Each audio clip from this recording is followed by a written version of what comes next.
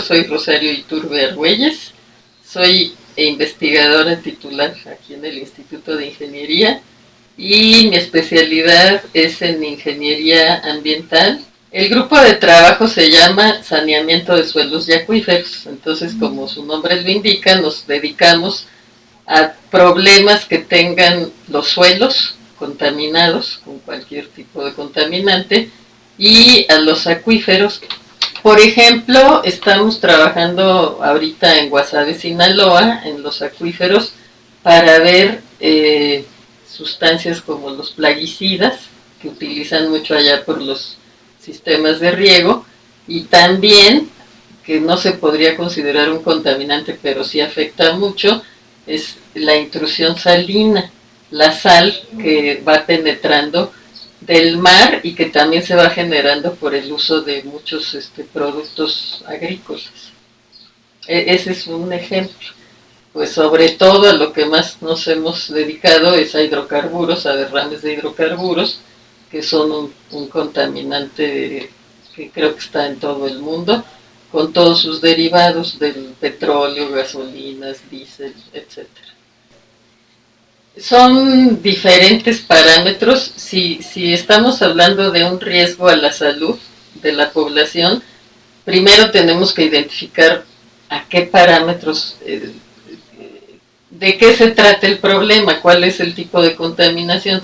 Pero ahí hay que especificar más cuál es el problema específico de un sitio para enfocarnos a los parámetros específicos y se hace un análisis detallado de cada uno de estos parámetros. Por ejemplo, el diésel, nos enfocaríamos a los poliaromáticos y a los hidrocarburos de fracción media, y entonces eso se vaya al análisis que involucra un análisis de riesgo a la salud. La bioremediación es, digamos, que el método más amigable para limpiar un suelo de contaminantes. Este nació específicamente para contaminación de suelo por hidrocarburos. Y las biopilas fue uno de los primeros métodos de bioremediación que se usó, pero la bioremediación en sí consiste, por eso es la más amigable, en que se van a utilizar los microorganismos propios del suelo.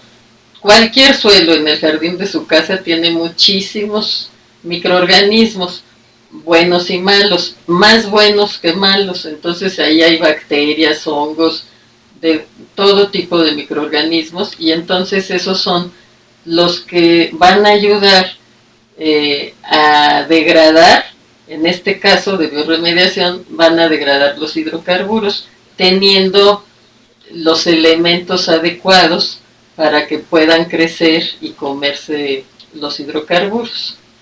Los principales factores que influyen en que la bioremediación se pueda llevar a cabo es que haya una temperatura adecuada para los microorganismos, una cantidad de agua adecuada para que los microorganismos puedan vivir en ese ambiente de humedad, que tengan los nutrientes suficientes y que tengan también en la bioremediación que tengan oxígeno.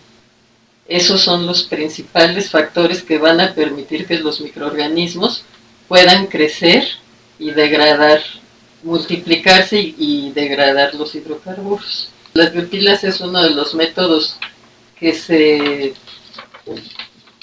desarrolló hace más de 20 años,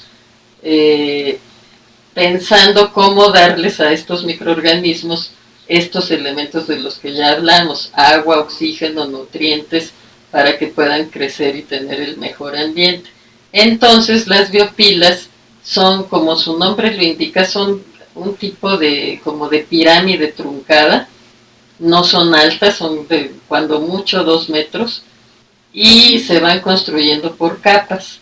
En cada capa de suelo contaminado con hidrocarburos se pone, después de 30 centímetros, por decir algo, se pone una línea de tubos, y después encima de esos tubos deben de estar perforados a todo lo largo, y después de esa línea de tubos se pone más suelo contaminado, otros 30 centímetros, después otra serie de tubos y así hasta 2 metros.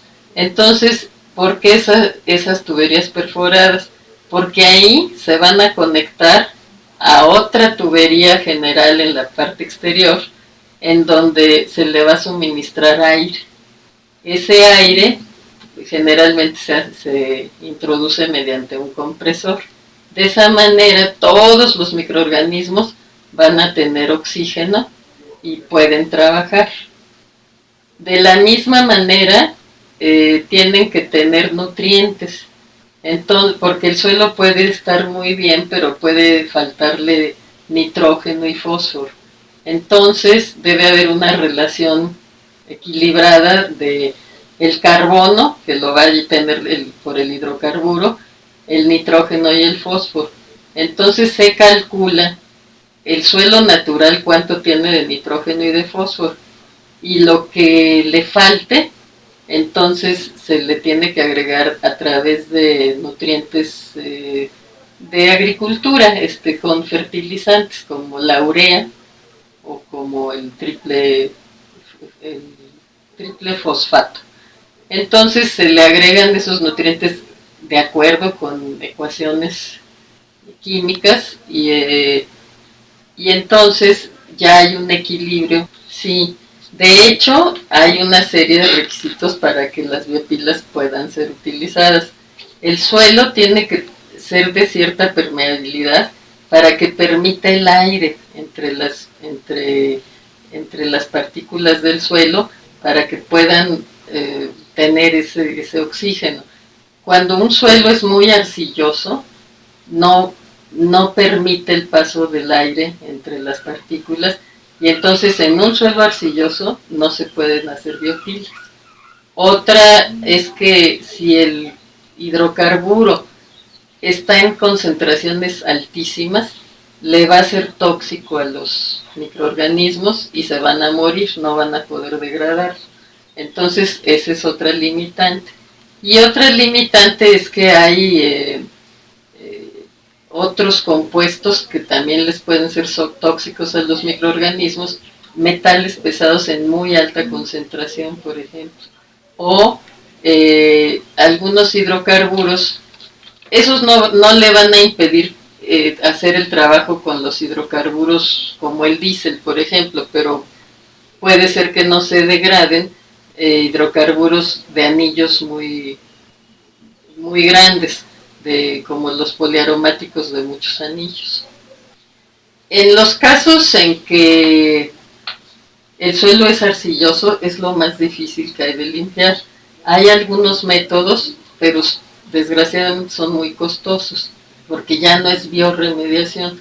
Ahí pueden actuar técnicas como lavado de suelos, o inclusive, que es el más caro, es la incineración, que de plano se incinera el suelo para eliminar todos en este caso los hidrocarburos u otros compuestos también difíciles como los plaguicidas, por ejemplo. La incineración acaba con todo eso.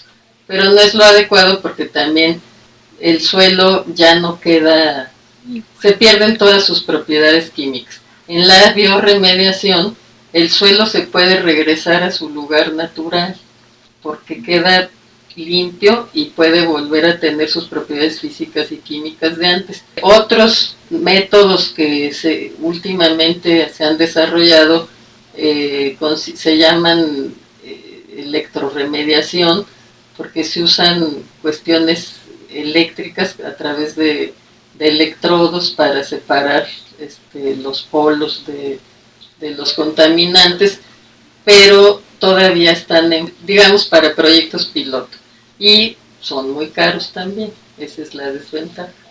Pues lo más adecuado sería con educación, porque la mayoría de los derrames ocurren por tomas clandestinas.